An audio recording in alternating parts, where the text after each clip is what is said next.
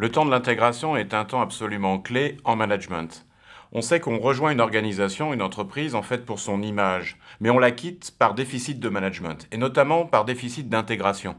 Les premières heures, les premiers jours sont absolument essentiels. Il faut répondre à la règle du 3P en intégration.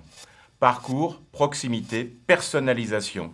Et cette règle des 3P, elle intègre un certain nombre d'outils de management. Nous allons donc explorer ces outils en matière d'intégration.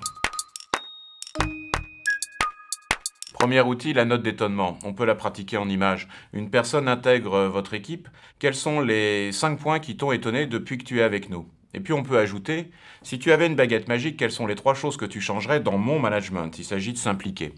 On peut le faire avec des mots, mais il est tout à fait intéressant de le faire avec des images et de proposer en fait à la personne qui nous rejoint, qui est intégrée, de pratiquer ça avec des images. Quelles sont les 5 images qui illustrent ton étonnement depuis que tu es chez nous?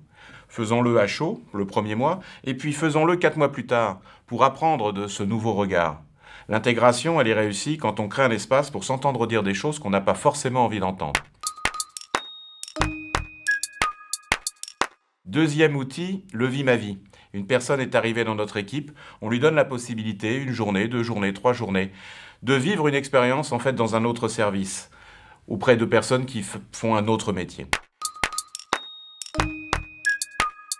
Troisième outil, tout à fait intéressant, quand la personne a contribué et qu'un passage de relais s'opère avec un nouvel entrant, eh bien la personne qui s'éloigne, en fait, il s'agit de lui demander quelles sont les 3 choses que j'aurais dû faire pour qu'on travaille mieux ensemble. Et ça, c'est systématiser l'entretien de sortie. Il s'agit de le faire au moment du départ, et puis il s'agit de caler dans son agenda, à 6 mois, une visioconférence, un Skype, tout simplement un entretien téléphonique, et de reposer la question. Quelles sont les 3 choses que j'aurais dû faire pour qu'on travaille mieux ensemble? Et à ce moment-là, on perpétue ce lien.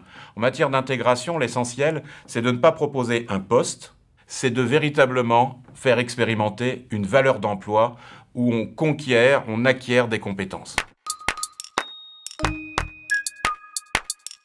Un outil intéressant en matière d'intégration, c'est de nommer assez tôt, assez vite un tuteur, de façon à partager autour de l'histoire de l'organisation qui nous accueille, de mieux clarifier les savoir-faire professionnels à acquérir, et puis tout simplement d'être en écoute attentive de celui qui nous a rejoints. Je vous donne aussi une autre chose intéressante, je crois. Quand on intègre une personne, il s'agit tout simplement en fait de la connaître dans la plénitude de son parcours de vie.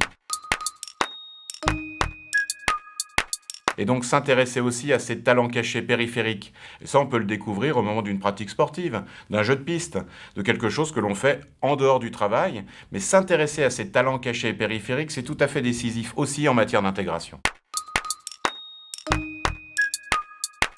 Quand on intègre une personne nouvelle, il s'agit aussi de mettre en garde face à un phénomène en management important, le complexe de l'imposteur. Vous accueillez quelqu'un et puis avec le temps, cette personne en fait s'aperçoit qu'il y a des choses qu'elle ne sait pas faire et elle n'ose pas le dire. En quelque sorte, elle est en situation d'incompétence consciente. Je sais que je ne sais pas, mais j'en parle à personne.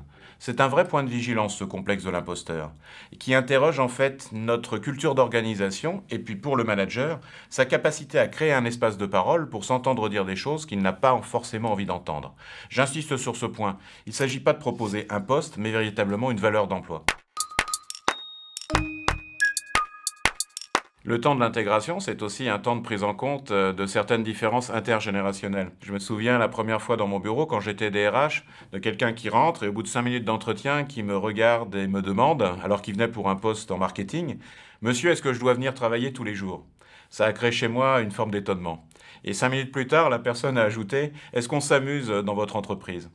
Eh bien, c'était quelque chose qui m'a profondément bouleversé et en même temps dont j'ai appris. Ce jeune en face de moi, il osait. Et ça, c'est une clé absolument essentielle de l'intégration. Il s'agit d'oser et de partager en fait nos propres représentations. Monsieur, est-ce que je dois être là tous les jours? Monsieur, est-ce qu'on s'amuse chez vous? Je dois dire que je me suis attaché ensuite, non seulement à intégrer cette personne, mais au fil des semaines, à la protéger, car elle était tout à fait intéressante parce qu'elle était talentueuse.